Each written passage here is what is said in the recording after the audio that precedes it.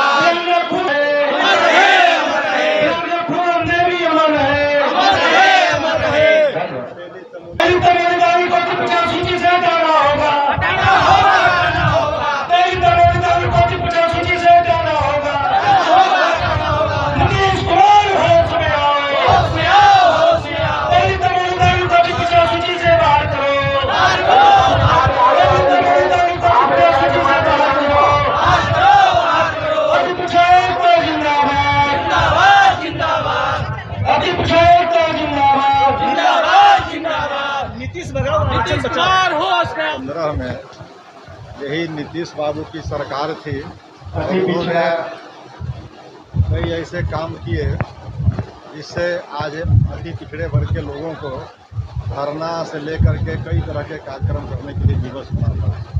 उसमें हुआ क्या, पहले तो उन्होंने खतवे जाति को चौपाल बना करके दलित जाति को दर्जा दिया। दूसरा, उन्होंने तांती ततमा को शेड्यूल कास्ट बना करके किया, जो भी सर्वोच्च न्यायालय से वापस हुआ है। और तीसरी सबसे बड़ी बात है कि जो अपेक्षाकृत संपन्न जातियां थी, यानी जननायक कर्पूरी ठाकुर के बनाए हुए आरक्षण में हस्तक्षेप किया इन्होंने कि अपेक्षाकृत 3 जातियां संपन्न जो जातियां थी, तेली, चमोली और चौरसिया, ये तीनों को इन्होंने मूल अति पिछड़ा में शामिल कर दिया। मूल अति पिछड़ा पहले से 110 जातियाँ और 3 जाति को इसमें शामिल करके 113 जातियाँ। पहले भी नीतीश जी के द्वारा कुछ जातियों को शामिल किया गया, लालू प्रसाद जी के लिए भी शामिल किया गया, उसके पहले कांग्रेस के द्वारा भी 1-2 जातियों को शामिल किया गया। लेकिन नीतीश जी के द्वारा जो अपेक्षाकृत 3 संपन्न जातियाँ शामिल हुई, उससे 110 मूल जातियों के साथ 70 से लेकर 100% हकमारी शुरू हो गई। अब चाहे बीपीएससी का रिजल्ट ले लें, चाहे पंचायत परिषद का ले लें रिजल्ट, चाहे पंचायत निकाय का ले लें, सारे जगह हकमारी 70 से 100% हो रही है।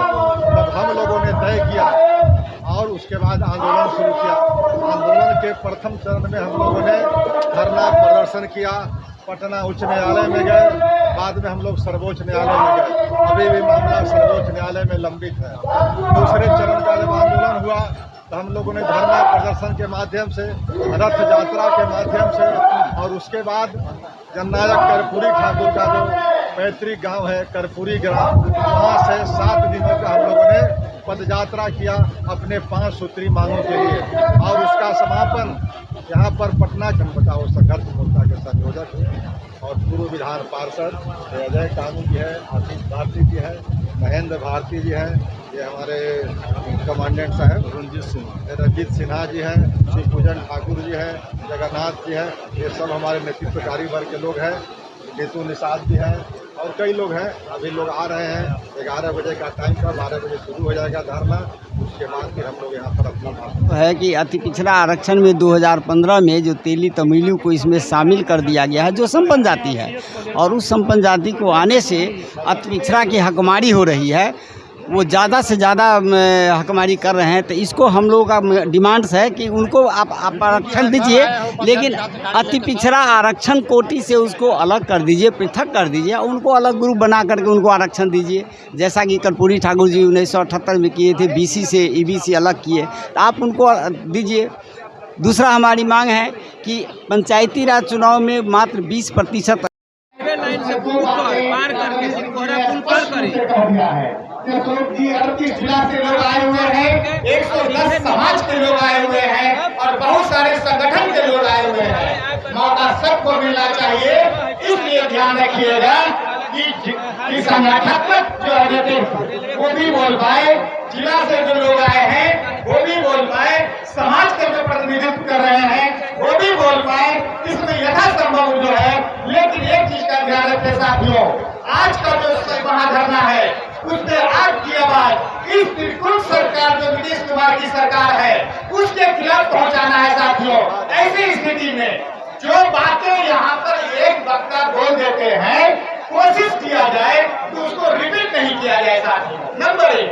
दूसरा कि मैं जानता हूँ कि इस महाधरना में आए हुए लोग अगर बोलना शुरू करें तो घंटों बोलने में सक्षम है, इसका एहसास मुझे है। जैसे जैसे लोग आए हुए हैं, हमारे संयोजक जी बोलना शुरू करेंगे, 1-1.5 घंटा कोई रोक नहीं सकता।